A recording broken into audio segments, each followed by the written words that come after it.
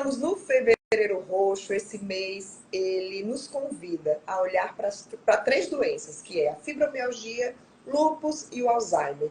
Hoje a gente vai focar na fibromialgia e no lúpus. Eu estou recebendo aqui o Dr. José Eduardo Martinez, que é o presidente da Sociedade de Reumatologia.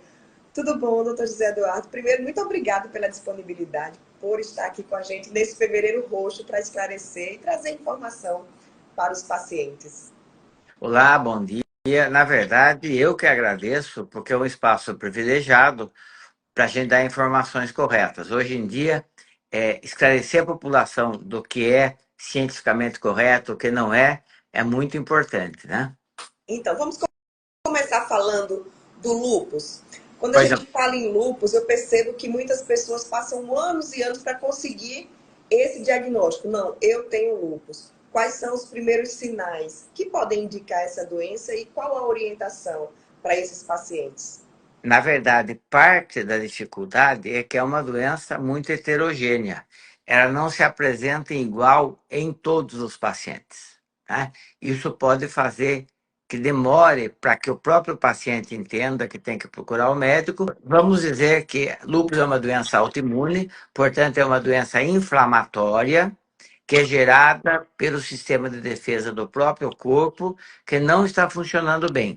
Então, ele, por exemplo, gera anticorpos que provocam inflamação. E, particularmente no lúpus, praticamente todos os órgãos e tecidos poderiam estar envolvidos.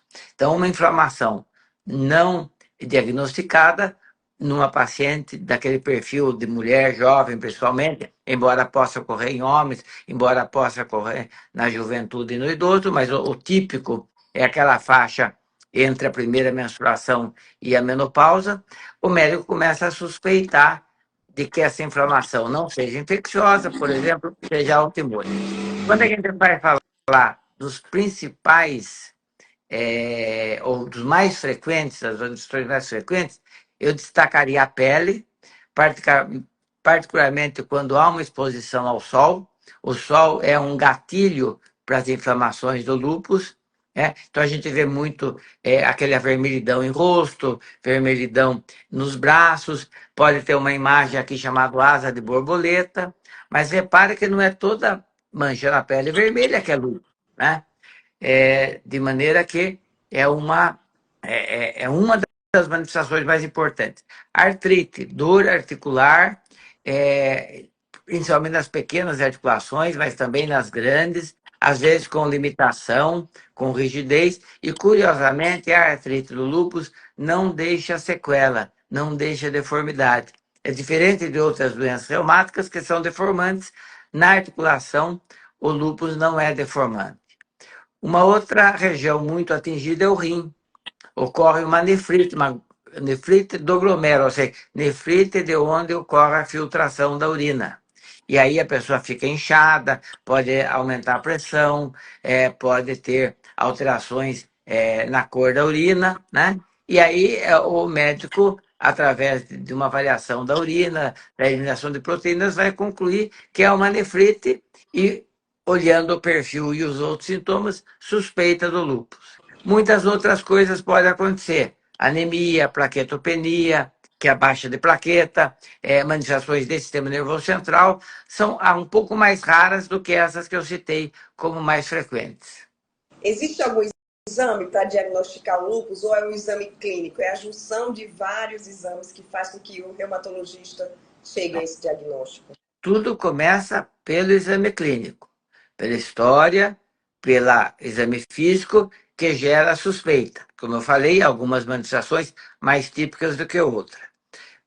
Nos exames, a gente busca a evidência da inflamação, existem provas que nos levam o quanto o paciente tem inflamação, e marcadores de autoimunidade, ou seja, alguns anticorpos que a gente pode pedir no sangue que se associam com a clínica e permitem que o reumatologista faça o diagnóstico. Eu queria abrir um parênteses, que muito se fala de um exame chamado FAM, que é um marcador da presença de anticorpos. Mas é importante dizer para as pessoas que tem um FAM positivo, que se elas não sentem nada, se elas não têm nenhuma alteração vista pelo médico, que elas não se preocupem, que uma parte de pessoas sem doença também tem o FAM positivo, né? E que o FAM pode estar presente numa série de outras doenças que não são o lúpus. Então, o importante é juntar as duas coisas, a clínica com o laboratório. Tenho um diagnóstico de lúpus. Como é que fica a minha vida a partir de agora? Como é que é o tratamento? E quais as consequências que essa doença traz para o paciente? Então, é importante, eu comecei falando que é uma doença muito heterogênea. Então, nós temos um grande número de pessoas que têm manifestações que atrapalham a vida, sim, mas que não são de gravidade, né? Então, pequenas lesões de pele, fotossensibilidade, dor articular, são casos que as pessoas tratando convivem bem com o lúpus, tomando os devidos cuidados, proteção solar e tudo mais. Mas tem os casos mais graves, quando tem envolvimento de órgãos que pode afetar mais profundamente a saúde da gente, como o rim, sistema nervoso central, a queda de alguns elementos do sangue, entre outras manifestações. Então, a primeira coisa é, tem o lúpus? Calma. Vamos ver primeiro o que o lúpus, como ele está se manifestando. Aí o médico, no caso o reumatologista, ele faz essa avaliação e estabelece um tratamento que é individualizado. Um tratamento para lúpus não é o mesmo para todo mundo. Depende do paciente que está na frente da gente. Há recursos de medicamentos, há orientações de mudança de estilo de vida, há orientações, inclusive, de vacinação, de cuidados gerais, né? Vamos dizer assim. Feito essa abordagem, a gente procura ter sempre um bom prognóstico. Existem casos mais graves? Sim, existem casos mais graves, mas a gente espera que cada vez mais a gente possa tratá-los de maneira que essa gravidade não aumente. Doutor José Eduardo, a gente vê muito a medicina evoluindo, né, em vários tratamentos. No caso do lúpus, o que é que tem de novo? Ou o que é que vocês já começam assim, a vislumbrar lá na frente que esse paciente pode esperar? Não, então, o lúpus a gente basicamente trabalha com medicamentos para controlar os sintomas, medicamentos que atuam na imunidade, diminuindo esse excesso de ação da imunidade, né? E uma parte desses medicamentos a gente chama de imunossupressores, que têm seus benefícios. Na verdade, todos os remédios têm seus benefícios, mas têm seus riscos que têm que ser controlados.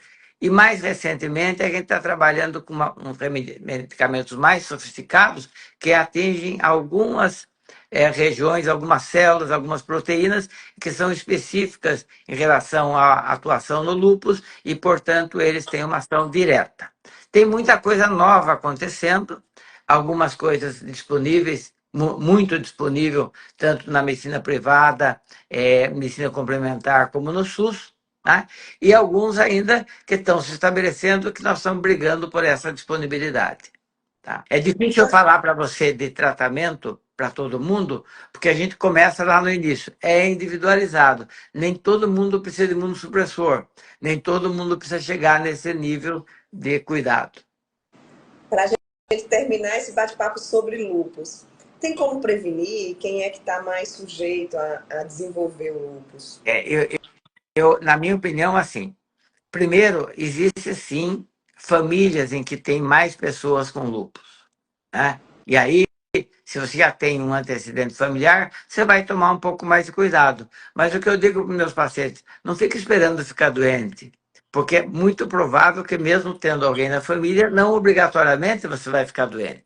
O segredo aqui é sempre que você não se sentir bem. Sempre que você tiver alguma manifestação de qualquer natureza, procure o seu médico. Né? Não deixa, não, isso não é nada, vamos deixar para depois, essa dor vai passar. Procura seu médico. Ele vai saber se está diante de um caso deste ou daquela doença e ele vai saber também as medidas que tem que se fazer para o diagnóstico precoce. No meu entendimento, o segredo aqui é diagnóstico precoce. Quanto antes fizer o diagnóstico, quanto antes a gente conseguir encurtar essa jornada do paciente para chegar no especialista, porque lúpus é uma doença a ser tratada pelo reumatologista. Quanto menos for esse tempo, melhor é a chance de um bom prognóstico.